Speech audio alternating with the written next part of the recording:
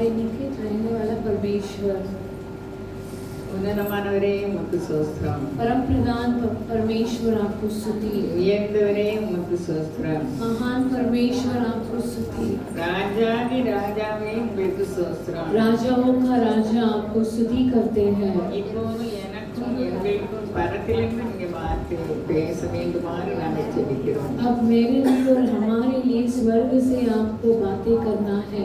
வார்த்தை வல்லமையுள்ளதாக இருக்கிறது, शब्द सामर्थ्य से भरा है, அது ஜீவனுள்ளதாக இருக்கிறது. उसके अंदर जीवन है। உலகத்தாருக்கு அதெல்லாம் தெரியாது. संसार के लोग इसे नहीं जानते हैं। நீங்க வேதத்தின் மகத்துவங்களை எங்களுக்கு எழுதி தந்திருக்கிறீர்கள். आप पवित्र शास्त्र की महान कार्य को हमारे लिए लिख कर दिए हैं। நாங்கள் பாக்கியவான்கள். हम तो भाग्यशाली है। என்னால் பேச முடியாது ஆண்டவரே, मुझसे बातें करने के लिए नहीं हो रहा है। நீர் என்னை மறைத்து பேச வேண்டுமாறு ஜெபிக்கிறேன். आप मुझे छुपाकर बातें करने के लिए प्रार्थना करते हैं। இயேசுவின் இனிய நாமத்தில் கேட்கிறோம். यीशु के मीठे मधुर नाम से मांगते हैं। உங்கள் யாவருக்கும் இயேசுவின் இனிய நாமத்தில் வாழ்த்துதல். आप सभी को यीशु मसीह के नाम से बधाई। சங்கீதம் 46:1 वचन संगीता 46:1। தேவன் நமக்கு அடைக்கலமும் பலனும் ஆபத்து காலத்தில் அனுகூலமான துணையுமானவர். எல்லாருக்கும் தெரிஞ்ச வசனம். इस वचन को सभी लोग जानते हैं। தேவன் நமக்கு அடைக்கலமும் பலனும், परमेश्वर मेरे हमारे लिए गढ़ और सरस्थान है, ஆபத்து காலத்தில் அனுகூலமான துணையுமானவர். और संकट के समय के लिए हमारा सहायता करने वाला है। இந்த வசனத்தை நம்ம எப்படி அனுபவிக்க முடியும்? इस वचन को हम कैसे अनुभव कर सकते हैं? அந்த வசனத்தை மறுபடியும் நம்ம அதை தியானம் பண்ணும்போது அதோட பொருள் நமக்கு கொஞ்சம் புரியும். इस वचन को बार बार ध्यान करते हैं, इसके पूरे वाक्य हमारे अंदर समझ में आएगी। முதல்ல தேவன் நமக்கு அடைக்கலம், पहला परमेश्वर हमारा शरण स्थान, இரண்டாவது பலனா இருக்காரு, दूसरा बल है, மூணாவது ஆபத்து காலத்தில் அனுகூலமான துணையுமா இருக்காரு, तीसरा संकट में अति साहस से मिलने वाला सहायक। தேவனுடைய வசனம் நம்ம எல்லாருக்கும் தருவோம், அது ஆவியா இருக்குது. देखिए हम जानते हैं कि परमेश्वर की वचन आत्मा के रूप पर है। ஆவிக்குரிய உலகத்தை தேவனுடைய வார்த்தையால் கட்டுப்படுத்தப்படுது. देखिए आत्मिक के कार्यों को परमेश्वर की वचन से उसे काटा जाता है। அப்ப இயற்கை உலகத்தை யார் கட்டுப்படுத்துதா? देखिए और संसार के वातावरण को कौन संभालता है? ஆவிக்குரிய உலகத்தை தேவ வார்த்தை கட்டுப்படுத்துகிறது. आत्मा की दुनिया को परमेश्वर की वचन राज करता है, இயற்கை உலகத்தை और ये वातावरण को கொஞ்சம் कौन யோசனை राज பண்ணுங்க. करता है?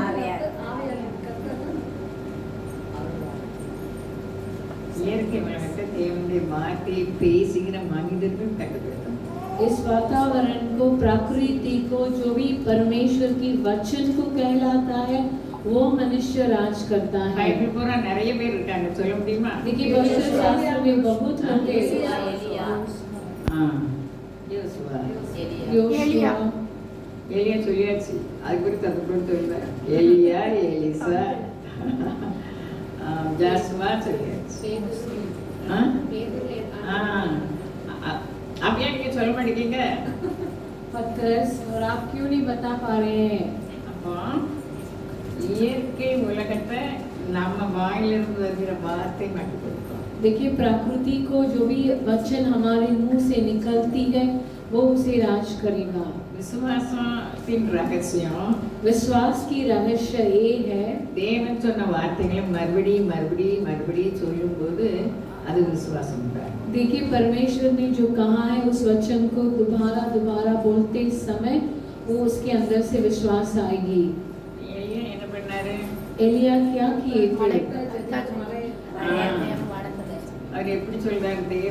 கர்த்தருடைய சமூகத்தில் சொல்லுன்னா, परमेश्वर के समूह में जो मैं खड़ा हूँ, மழை பெய்யாதுட்டாரு. मेरे बोलने के अलावा 3.5 साल बारिश नहीं होगा। அப்படி சொன்னதுனால அவருக்கு என்ன கிடைச்சது? वैसे बोलते ही उसे क्या मिला? அவருக்கு என்ன கிடைச்சது? सूरज,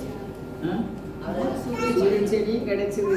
அது கட்சியில் உள்ளதெல்லாம் என்னது? வறுமை, சாப்பாட்டு வழி. उसके लिए भोजन के लिए तकलीफ हुआ था। ஆண்டவர் சொல்லிட்டாரு, நீ போய் ஒழிஞ்சிருக்கு. परमेश्वर ने कहा कि तू चुप कर रहना। ஆண்டவருடைய பிள்ளைகளுக்கு ஒளித காலமும் देखिए परमेश्वर के लोगों के लिए ऐसी कार्य भी होती है। அல்லேலூயா हालेलुया। அவருக்கு கேரி தாண்டகண்டதுல நல்ல கொழுமையான ஆகாரம் கிடைச்சது। केरित नदी के पास में उसे अच्छे से भोजन मिला। அப்போ மழை பெய்யலனோனே இப்போ நதி வற்றி போயிட்டு बारिश नहीं हुआ था इसके लिए नदी भी सूख गई। இப்போ ஆண்டவர் சொல்றாங்க சாரிபாத் விதவை வீட்டுக்கு போங்க। अब परमेश्वर कहते हैं कि सारी बात उस गांव के एक विधवा के घर पर जाना। அந்தபடி அவங்க கண்டுபிடிச்சிருந்தாங்க ஞானம் இருக்குது எலியாவுக்கு। देखिए इनके अंदर एलिया के अंदर ज्ञान था। என்ன ஞானம்? कौन அது सी தேவ ज्ञान? ஞானம்। परमेश्वर की ज्ञान था। அப்போ சாரிபாத் ஊருக்கு தான் போக சொன்னாரு। பாவனோடனே அங்கே ஒரு விதவை என்ன செய்தாங்க விதவை குறிப்பிட்டு தெரிஞ்ச சம்பவம் தான்।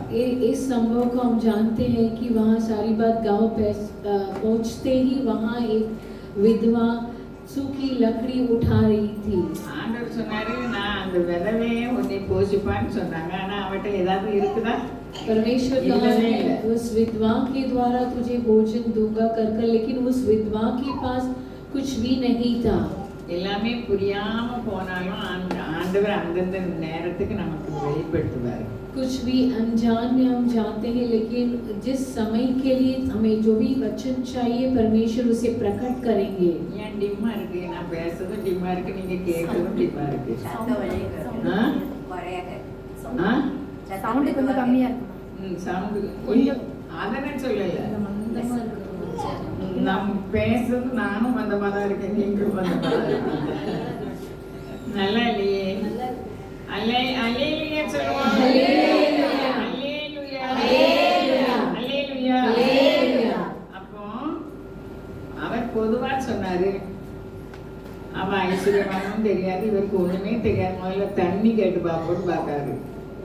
एलिया उस विधवा के बारे में कुछ भी नहीं जाने थे कि धनी है कि वो दीन है कर कर पहले उसे पानी मांगे थे। ஏன் சவுண்ட் குறையா இருக்கு மைக்ல? நான் மெல்ல பேசணும்। ஏசாயா தீர்க்கதரிசி மூலமா ஆண்டவர் பேசுறாரு, வரும் காரியங்களை என்னிடத்தில் ஏசாயா भविष्यवाणी के द्वारा भविष्यद्वक्ता के द्वारे से परमेश्वर बोलते हैं कि जो आने वाले कार्य को मुझसे पूछो। முதல்ல தண்ணி கொண்டான்னு சொன்னாங்க, ரெண்டாவது என்ன சொன்னாங்க? ஒரு ஆப்பம் கொண்டு வாங்குறாங்க। पहले उससे पानी मांगे थे, फिर बोलते कि मेरे लिए एक रोटी लाना।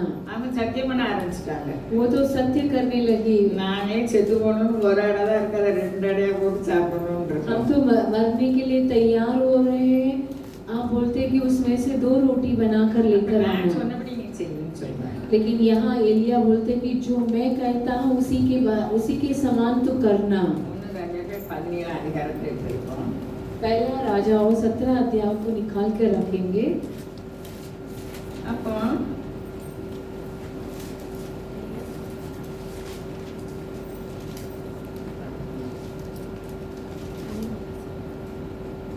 பதிமூணாம் வாசிமா।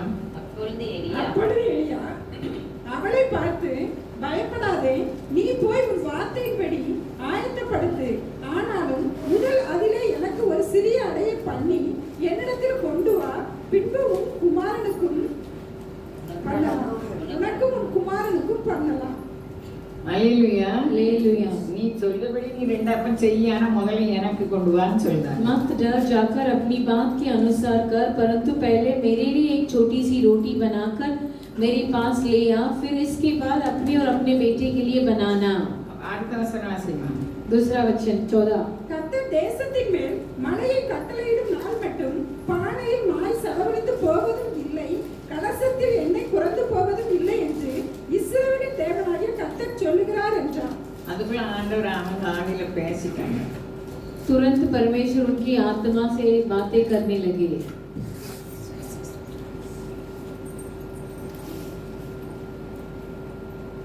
15ஆம் வசனம் வாசிமா।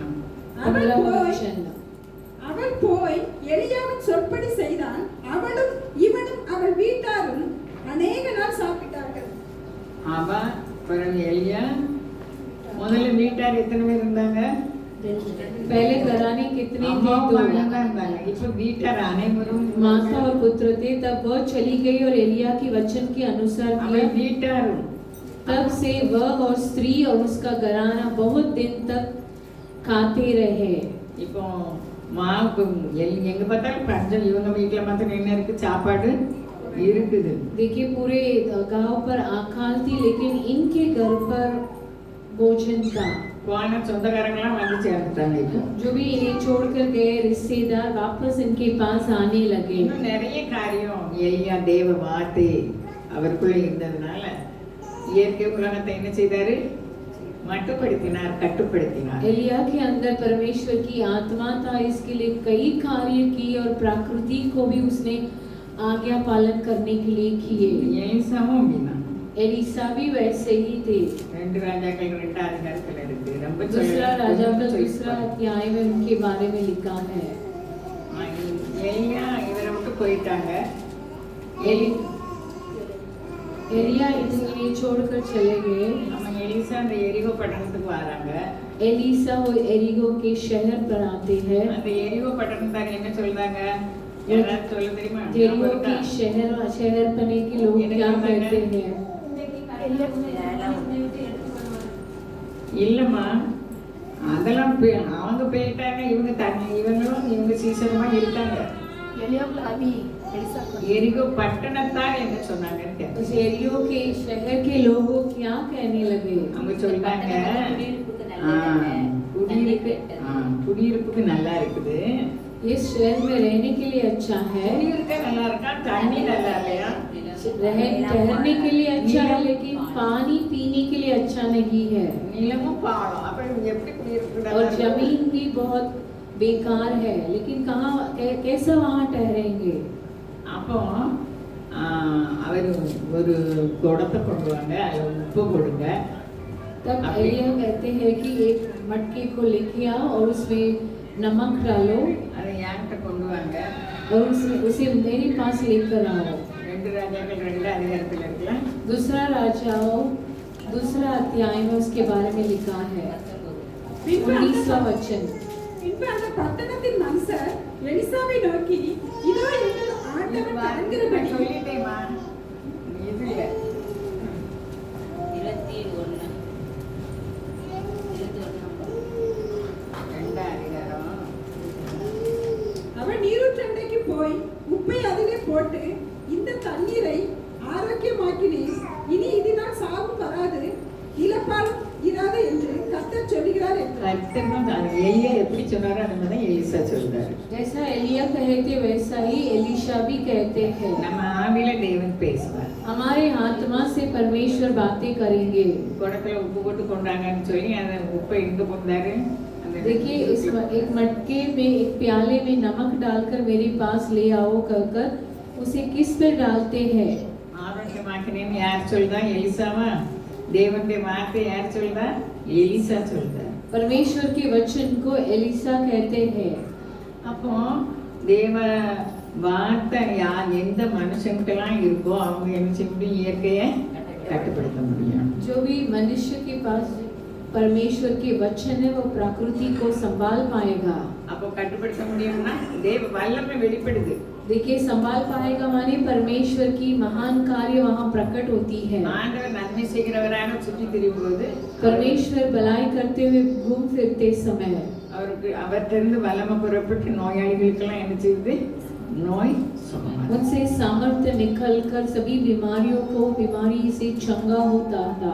தேவ வார்த்தை யாற்றெல்லாம் இருக்கோ அவங்களுக்கு இருந்து அந்த தேவ வார்த்தை மூலமாக வல்லமை வெளிப்படுகிறது. देखिए अभी भी जिस मनुष्य के पास परमेश्वर की वचन है उनके द्वारा परमेश्वर की महान कार्य प्रकट होती है। அப்போ நம்மகிட்டயும் தேவ வல்லமை இருக்குது. देखिए हमारे अंदर भी परमेश्वर की सामर्थ्य है, அதை நம்ம செயல்படுத்தணும். उसे हमें ही कबूल कर दिखाना है। कैसे उसे उपयोग करेंगे? அந்த வார்த்தையின்படி நம்ம நடக்கணும். उस वचन के अनुसार हमें चलना है।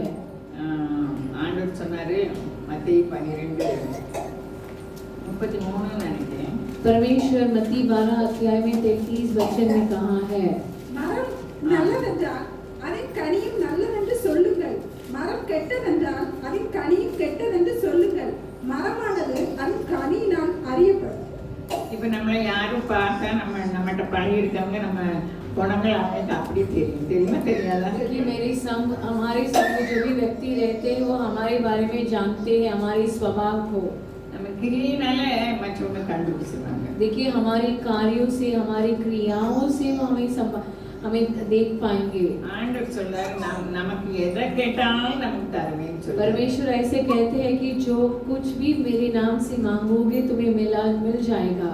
நமக்கு நன்மை செய்யணும், நமக்கு ஏதாவது செய்யணும்னு அவர் எதிர்பார்க்கிறார். परमेश्वर इसी सोच में बैठे रहते हैं कि हमारे लिए कुछ भलाई काम करे। வார்த்தைகள் என்ன சொல்லுது? वचन क्या कहती है? சொல்லுங்க. வார்த்தை ஜெபம் பண்ணும்போது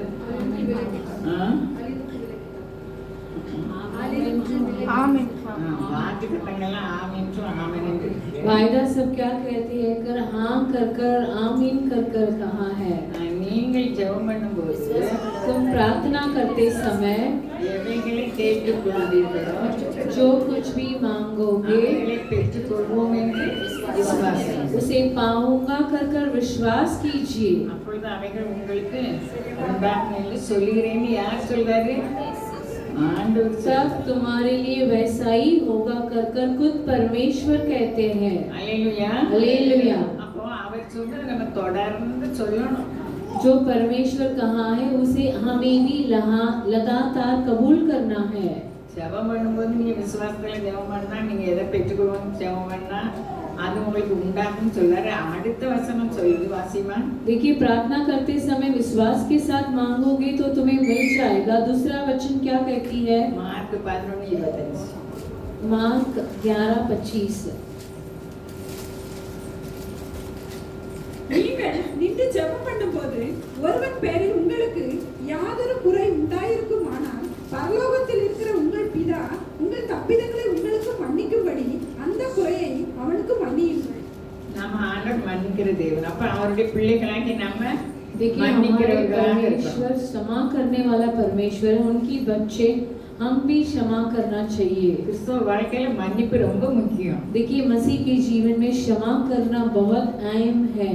அதான நீ வந்து காணிக்கை செலுத்த வரும்போது यदि दान चढ़ाने के लिए आते समय உன் சகோதரன் பேர்ல ஏதாவது குறை இருக்குன்னா यदि अपने भाई के ऊपर कुछ செலுத்தாத. दोष है तो तू दान मत चढ़ाना। சகோதரன்னா கூட பிறந்தவங்க மாத்திரம் இல்ல, भाई यानी जो खुद का भाई केवल वही भाई नहीं நம்ம है, ஒவ்வொருத்தரும் சகோதரர்கள். हम एक भाई है।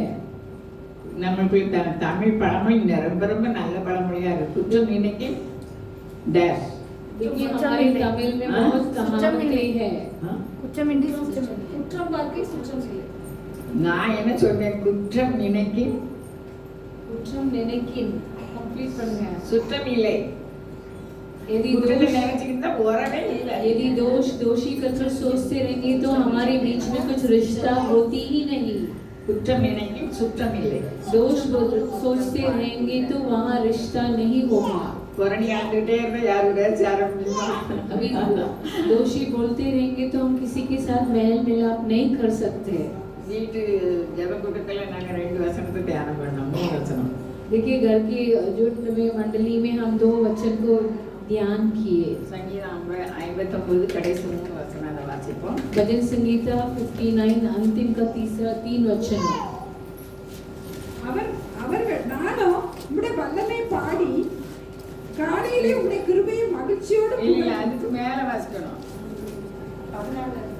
14 இருந்து வாசி. 14 से पढ़िए।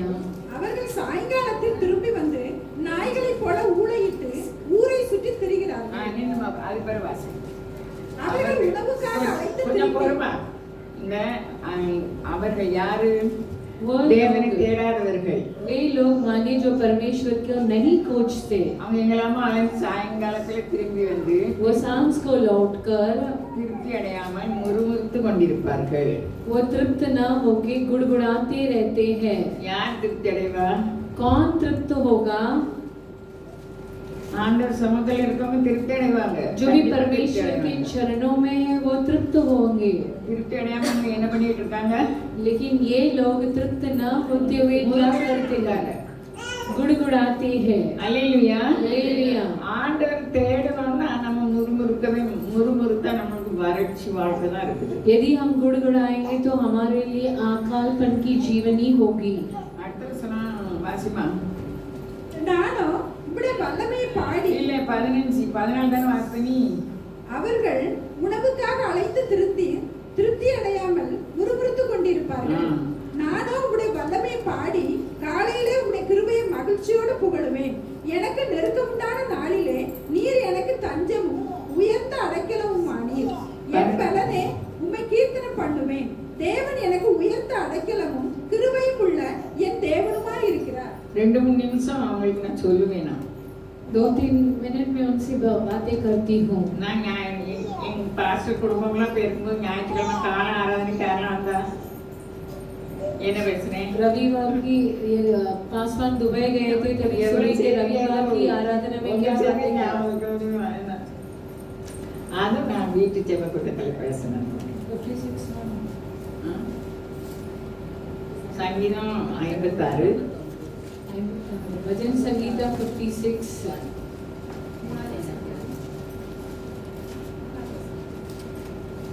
8ஆம் வசனத்தை பற்றி பேசினேன். 8वां वचन के बारे में बातें कर रही थी। என் என் அலைச்சலை தேவரீர் எண்ணி இருக்கிறீர். என் கண்ணீரை உம்முடைய துருத்தியில் வையும். அவைகள் உம்முடைய கணக்கில் அல்லவோ இருக்கிறது. तू मेरे मारे मारे फिरने का हिसाब रखता है। तू मेरे आंसुओं को अपनी कुप्पी में रख ले। क्या उनकी चर्चा तेरी पुस्तक में नहीं है? तेरा पुस्तक में ना की गई ना. அது உங்க கணக்குல அலையில இருக்கு। அல்லேலூயா அல்லேலூயா। ஸ்தோத்திரம் வரமாட்டீங்க. இது பேசணும்னு என் எண்ணத்துக்கு வந்தது. அதனால ஞாயிற்றுக்கிழமை காலையில நான் பேசினேன். इस वचन के बारे में मुझे बातें करना है कर मेरे सोच में आई थी, इसके लिए उसके बारे में बातें की। என் பிள்ளைங்களுக்கு இந்த வார்த்தைகளை நான் சொல்லி சின்ன 2 நிமிஷம் 3 நிமிஷம் தான் சொல்லுவேன். मैं अपने बच्चों को इस वचन के बारे में केवल 2 नहीं तो 3 मिनट ही में बता रही थी। நான் அதிகமா பேசினேன்னா யாரும் ஜெபத்துக்கு வராம போயிடுவாங்க. यदि मैं 2 से 3 मिनट से ज्यादा बोलने लगी तो रात की प्रार्थना में नहीं आएंगे। ஏன்னா நம்ம ஆண்டவருடைய வார்த்தை பேசுகிற வார்த்தையா இருக்குது. देखिए परमेश्वर की वचन बातें करने वाला है। நம்ம போல பாக்கியசாலி யாருமே கிடையாது. हमारे समान भाग्यशाली और कोई है ही नहीं। ஆண்டவர் வேதத்தின் மகத்துவங்களை எழுதி தந்திருக்காங்க. परमेश्वर पवित्र शास्त्र के महान कार्यों को हमारे लिए लिख कर दिए हैं। அவர் சொல்றாரு, கர்த்தருடைய ஆவியானவர் சத்திய ஆவியானவர் என்னில் நிலைத்திருக்கிறார். वो कहते हैं कि सत्य भरा हुआ आत्मा मेरे अंदर ठहरे है।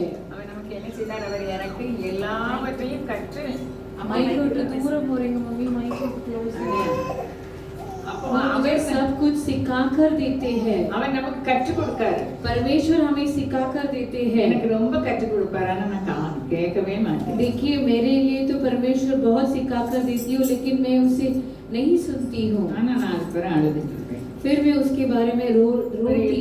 நானோ சிறுமைப்படுத்துவாரா சிறுமைப்படுத்த விட்டாரா? फिर मैं रोती हूँ कि मैं दीन और दरिद्र हूँ कर அவர் சொல்ல கேட்கலன்னா அவளை என்ன செய்வாரு? जो भी उनकी बात को नहीं मानते हैं उन्हें परमेश्वर क्या करते हैं? என்னைய உளுந்த மாதிரி எடுக்க மாட்டாரு. डांटना देते हैं। जैसा விவசாயிகள் தான் தெரியும். உளுந்த எதை வச்சு அடிப்பாங்க உங்களுக்கு தெரியுமா? கோலை வச்சு அடிப்பாங்க.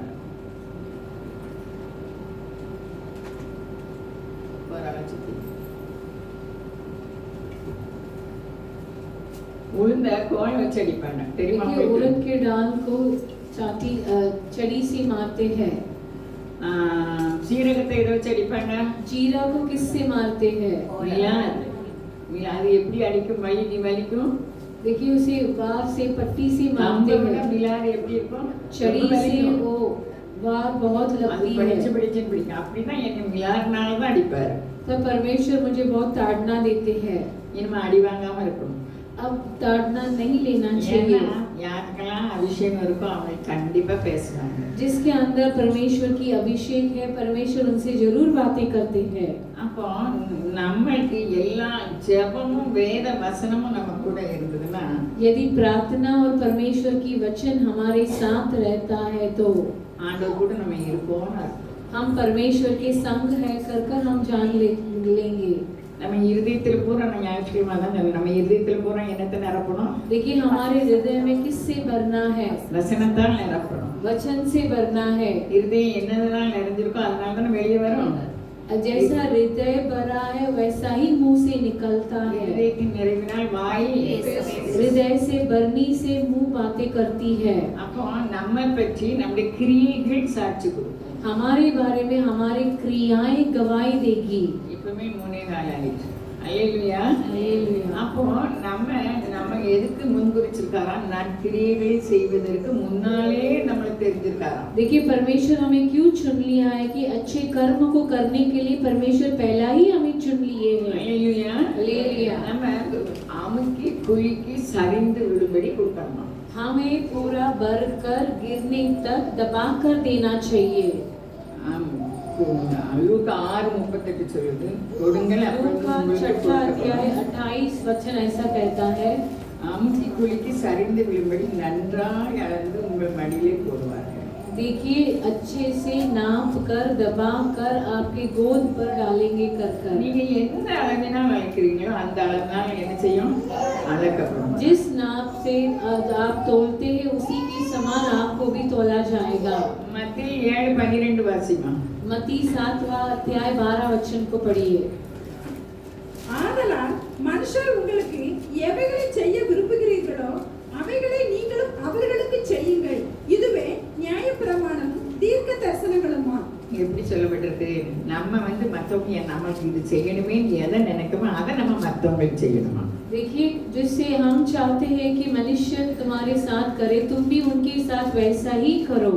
நம்ம ஒவ்வொருத்தரும் தரிசித்து நடக்காமல், தரிசித்துனா பார்த்து ஆண்டவரை பார்த்து நடக்காம विश्वासित நடக்கணும். देखिए हम देखकर नहीं चलते हैं परमेश्वर को, हम विश्वास के द्वारा चलते हैं। நாளை தினம் நமக்கு என்ன நடக்கும்னு தெரியாது, ஆனா அவர் பேசுவார். देखिए कल के दिन क्या होगा कर कर हम नहीं जानते, लेकिन परमेश्वर हमसे बातें करेंगे। அல்லேலூயா. அல்லேலூயா. நமக்கு எது வேணும்னாலும் நம்ம ஆவிக்குரியவர்களா இருக்கணும். देखिए जो कुछ भी हमें चाहिए हमें परमेश्वर की आत्मा से चलना चाहिए। ஆவிக்குரியவர்கள்னா வசனம் நிறைந்தவர்கள். வசனம் என்ன சொல்லுதோ வசனத்துக்கு நடுநிறவனே நான் நோக்கி பார்ப்பேன். आत्मा के लोग माने वचन के अनुसार जो चलते हैं, वचन से जो डरते हैं वही परमेश्वर को जान पाएंगे। ஆண்டவர் சொல்றார் 7:38 வாசிக்கிறேன்னா, என்னிடத்தில் விசுவாசமாய் இருக்கிறவனிடத்திலிருந்து உள்ளத்திலிருந்து ஜீவ நதிகள். परमेश्वर कहते हैं कि जो भी मुझसे विश्वास करता है उनके हृदय से जीवित नदियां निकलती है। ஜீவ தண்ணீர் உள்ள நதிகள் புறப்படணும். जीवन की सोता निकलती है। அப்ப நம்ம போற இடம்லாம் செழிப்பு இருக்குமா இருக்காதா? तभी क्या होगा, हम जहाँ जहाँ जाते हैं वो तो हरियाली हो जाएगी। அல்லேலூயா. हालेलुया। அல்லேலூயா. அல்லேலூயா. தேவைகளெல்லாம் அவர் சந்திப்பார். நான் हमारी சாட்சி. जरूरतों को सभी को परमेश्वर पूरा करेंगे, वहाँ मैं गवाह हूँ। எனக்கு மாத சம்பளம் வருது. देखिए मेरे लिए महीना की तनख्वाह आती है बिना काम करते हुए, मैं तो बहुत खर्च करती हूँ। நிறைய செலவழிச்சிருவேன். मैं बहुत खर्च करती हूँ। 4 நாளைக்கு முன்னாடி ஜெபம் பண்ணேன். 4 दिन के पहले मैं ऐसी प्रार्थना நான் करने யார்கிட்டயுமே लगी। கேட்க மாட்டேனே. मैं किससे भी नहीं मांगूंगी, நான் உங்ககிட்ட மாத்திரம் கேட்பேன். केवल मैं आप ही से पूछती हूँ। 30 நாளைக்கு உள்ளதை 20 நாளைக்கு செலவழிச்சா எப்படி இருக்கும்? 30 दिन का तनखे को 20 दिन में खत्म करेगा तो कैसा होगा?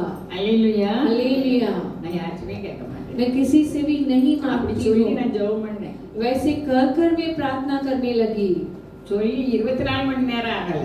कहते हैं 24 घंटा नहीं बीता, அவர் என் ஜெபத்தை கேட்டார். परमेश्वर मेरी प्रार्थना को सुने। எதுக்கு நான் இதை சொல்லுவேன்? मैं इसे आपके अगर पास पक्षपात क्यों नहीं कहलाती है, हूँ? क्योंकि उनके पास पक्षपात नहीं है। அல்லேலூயா. हालेलुया। அல்லேலூயா. அல்லேலூயா. அப்போ அவர் ஜீவிக்கிற தேவன். वो जीवित करने वाला परमेश्वर இயேசு है। கிறிஸ்து நேற்றும் இன்றும் மாறாத தேவன். यीशु मसीह कल और आज कभी भी ना बदलने वाला परमेश्वर। அதான் நான் அப்படி ஆண்டவருக்கு நன்றி சொல்லிட்டே இருந்தேன். मैं वैसे ही परमेश्वर को धन्यवाद चढ़ा रही थी। எவ்வளவு ஆண்டவர் நேர்த்தியாய் நம்ம நடத்துறாரு. देखिए परमेश्वर हमें कैसे सीधा से चलाते हैं। நம்ம நீதிமொழிகள் சாலமோன் சொல்றாரு 23:7 நான் உங்களுக்கு அடிக்கடி नीति वचन में सुलेमान 23:7 में ऐसे कहते हैं, அவன் இருதயத்தின் நினைவு எப்படியோ அப்படியே அவன் இருக்கிறான், புசியும் பானம்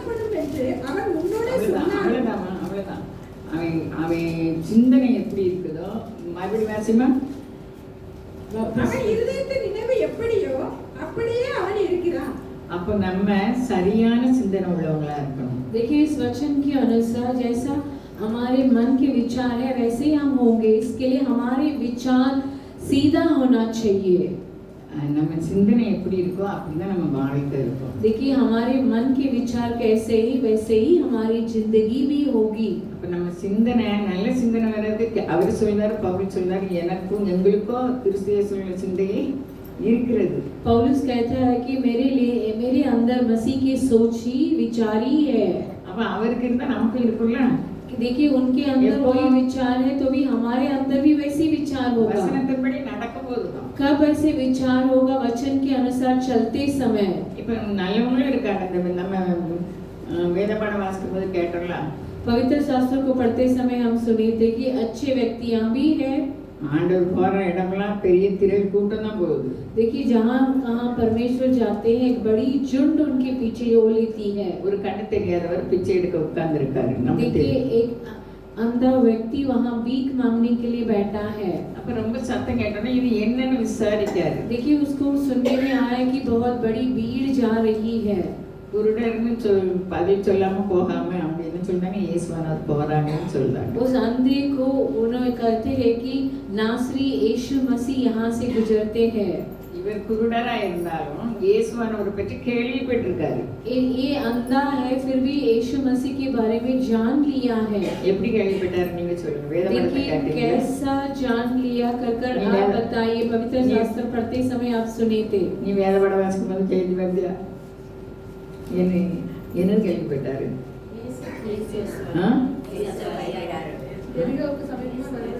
அது இல்ல, இந்த கண்ணு தெரியாதவர் எப்படி கேள்விப்பட்டிருக்காரு? இயேசுவே தாவீதின் குமாரனே தெரிஞ்சிருக்குங்களா? देखिए वो जान लिया कि ये यीशु दाऊद की संतान है कर वो जान लिया था।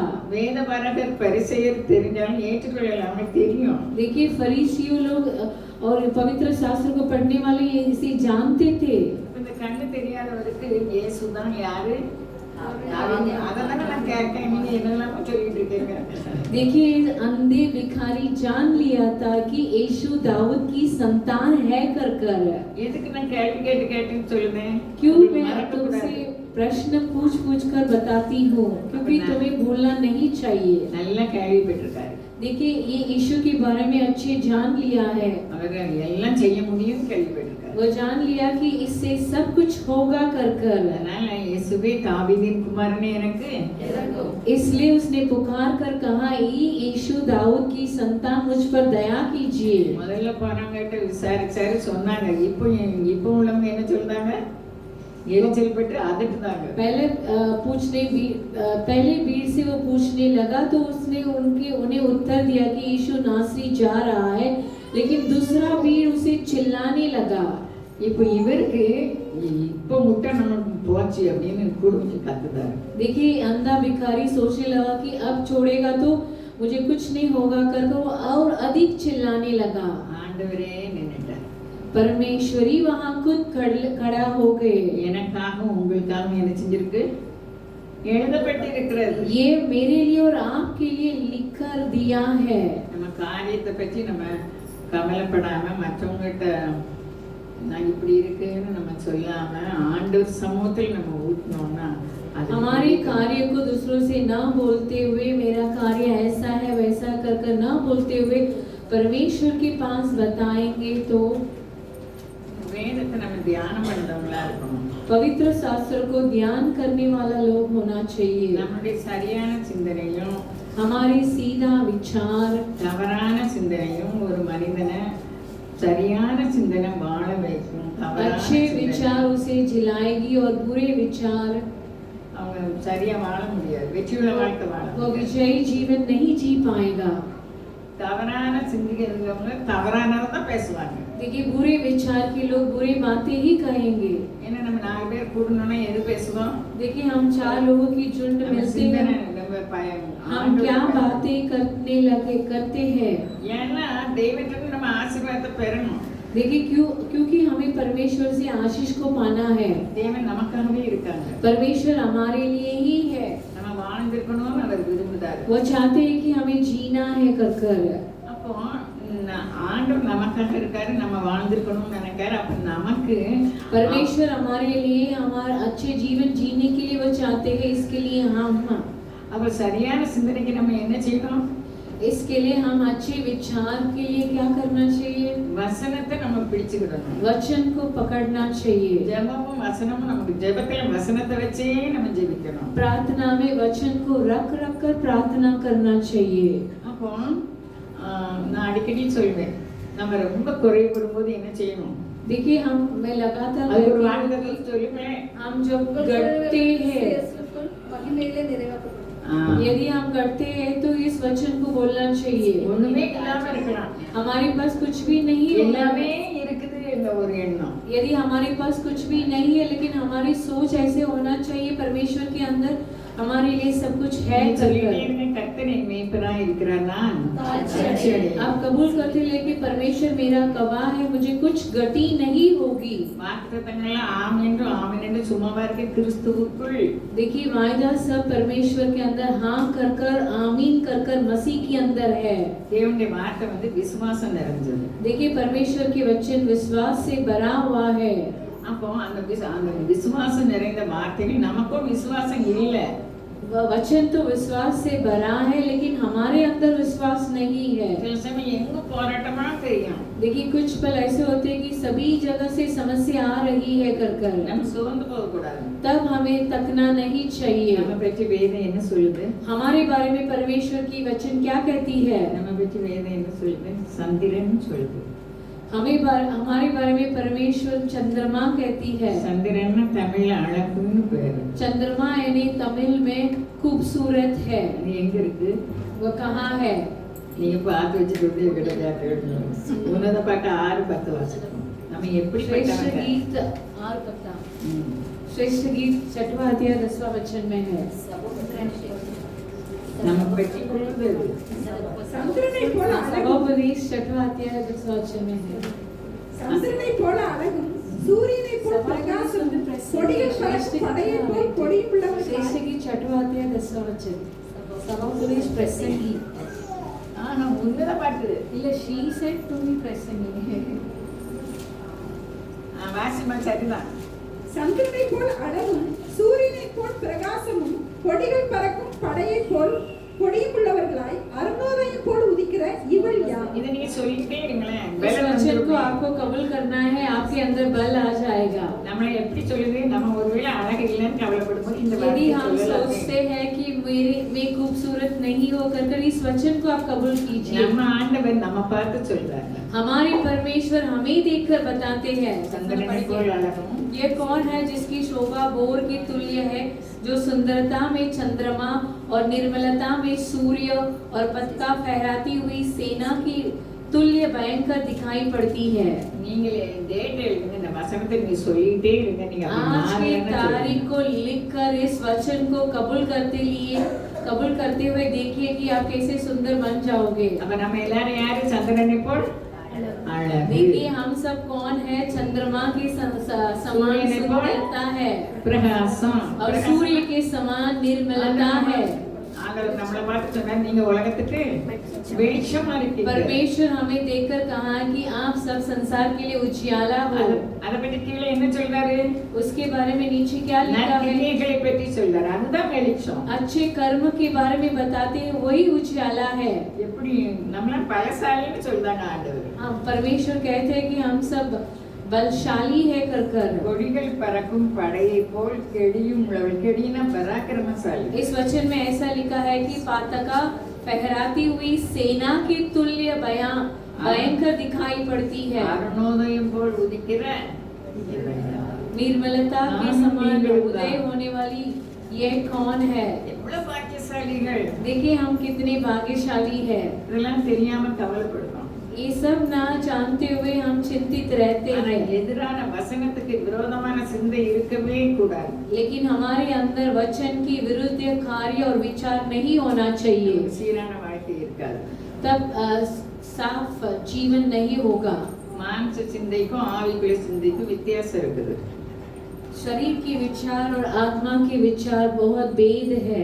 மாம்சத்தின்படி நடக்கவங்க மாம்சத்தை பற்றி தான் நினைச்சிட்டு இருப்பாங்க. அவ शरीर அப்படி के சொன்னா இவ இப்படி अनुसार சொன்னா அப்படி சொல்லுவாங்க. चलने वाले शरीर की तरह ही चलेंगे। उसने ऐसा कह दिया, इसने ऐसा कह दिया कर कर। அதனால நான் எப்பவும் இந்த வசனம் சொல்றேன், நாங்க வாழ்ந்திருக்கவும் தெரியும் தாழ்ந்திருக்கவும் தெரியும். पहले इस वचन को मैं हर समय बोलती है कि मुझे जीना भी आता है, मुझे कटना भी आता है, மனரம்யமா இருக்கு எனக்கு அவர் கற்றுக் கொடுத்தார். और खुशी से रहने के लिए मुझे परमेश्वर सिखा कर கனம் दिए। பண்ணுகிறவர்களையும் கனம் பண்ணாதவர்களையும் ஒன்று போல நேசிக்கும் இருதயத்தை அவர் தருவார். जो भी आदर करते हैं, जो भी अनादर करते हैं, सभी को एक तुल्य स्नेह करने के लिए परमेश्वर हृदय देते हैं। வெற்றியுள்ள கிறிஸ்தவ வாழ்க்கைக்கு தெய்வீக சிந்தனை தேவை. विजय की मसीह के लोगों के लिए परमेश्वर की विचार होना चाहिए। நம்ம ஒவ்வொருத்தரும் ஜெயம் கொள்கிறவங்க வெற்றியுள்ள வாழ்க்கை வாழணும்னு அவர் சிலுவையில் மரிச்சு உயிரோடு வந்தார். परमेश्वर क्रूस में इसके लिए चढ़ाकर जी उठे थे कि हम सबको विजय की जीवन जीना है कर कर। பலத்தினாலும் அல்ல, பராக்கிரமத்தினாலும் அல்ல, கர்த்தருடைய ஆவியினாலே, बल से नहीं और पराक्रम से नहीं, परमेश्वर की आत्मा के द्वारा ही என்னுடைய होगा। ஆவியினாலே ஆகும் என்று मेरे आत्मा से होगा है कर कर। தெரியும், ஆரம்பம் தெரியும். சேனைகளின் கர்த்தர் சொல்கிறார். सेनाओं की यहोवा कहते हैं। அல்லேலூயா. அல்லேலூயா. அப்போ நமக்கு நம்ம பலன் மாத்திரம் அல்ல, தேவ பலன் நமக்கு இருக்குது. देखिए, केवल हमारे बल नहीं है, हमारे अंदर परमेश्वर का बल भी है। வசனம் அதுதானே, வச்சன் தேவனுக்கு அடைக்கலமும் वचन वही है। ஆபத்து காலத்தில் எல்லாரும் நம்ம நினைச்சிருவோம் இது ஒரு परमेश्वर मेरा सरस्थान है, बल है और सहायक है। ஆண்டவர் சொல்வார், இனிமேதான் உனக்கு வயது இருக்குன்னு சொல்லுவார். लोग कहेंगे कि अभी तो ये तो खत्म हो गया कर, लेकिन तब परमेश्वर कहेंगे कि अब इनकी जीवन उन्नति होगी। அல்லேலூயா. அல்லேலூயா. ஆண்டவர் அவரு நாசரேத்துல போய் என்னத்தை வாசித்தார்? 3ஆம் வசனம் 61 3 வாசிமா 3 नासरी में जाकर परमेश्वर किसी कौन सा वचन पढ़ने लगे? நீர் எனக்கு அடைக்கலம். ஏசாயா 61:3 ஏசாயா 61:3 நான் சொல்லல, இதுபடி சொல்லல. சீயோனிலே துயரப்பட்டவர்களை சீர்படுத்தவும், அவர்களுக்கு சாம்பலுக்கு பதிலாக சிங்காரத்தையும், துயரத்துக்கு பதிலாக ஆனந்த தைலத்தையும், ஒடுங்கின ஆவிக்கு பதிலாக துதியின் உடையையும் கொடுக்கவும் அவர் என்னை அனுப்பினார். அவர்கள் கர்த்தர் தம்முடைய மகிமைக்கென்று நாட்டின நீதியின் விருட்சங்கள் என்னப்படுவார்கள். நானும் நீங்கள் நீதியின் விருட்சங்கள். देखिए, मैं और आप जीवन की वृक्ष है। சீயோனிலே துயரப்பட்டவர்கள்னா யாரு? நம்மதான். सिय्योन में जो भी दुखित है वो हम ही है। அதை சீர்படுத்துறதுக்காக அவர் வந்தார்.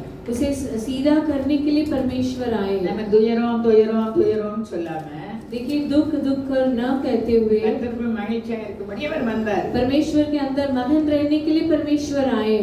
அப்போ துயரப்படுகிற அந்த சாம்பலுக்கு பதிலாக சிங்காரத்தை கொடுக்க வந்தார். उस धूल के विलाप करने वाले के लिए शांति को देने आए हैं। துயரத்துக்கு பதிலாக ஆனந்த தைலத்தை, विलाप के बदले आनंद की तैल को देने के लिए आए இதெல்லாம் हैं। நம்ம நினைச்சு சிந்திக்கணும். நமக்கு எவ்வளவு इसके நேரம் बारे में विचार कर हमें सोचना चाहिए।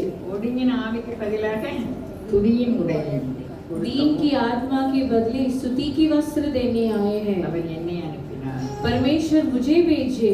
அவர்கள் கர்த்தர் தம்முடைய மகிமைக்கென்று நாட்டின நீதியின் விருட்சங்கள்.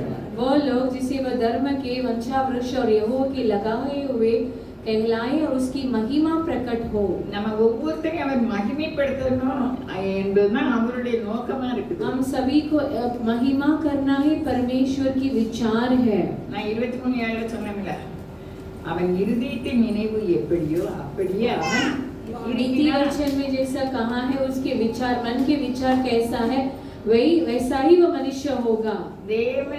தேவனை தெரியாதவர்கள் திருப்தியற்ற வாழ்க்கை வாழலாம். ஆனா நானும் நீங்களும் எல்லாவற்றிலும் திருப்தியா இருக்கணும். देखिए, जो भी मसीह को नहीं जानते हो तृप्त के बिना जीवन जीते हैं, लेकिन मैं और आप जो मसीह को जानते हैं हमें तृप्त की जीवन जीना चाहिए। அவருக்கு தெரியாம எதுவுமே நடக்கல. उनके अनजान में कुछ भी कार्य नहीं होती है।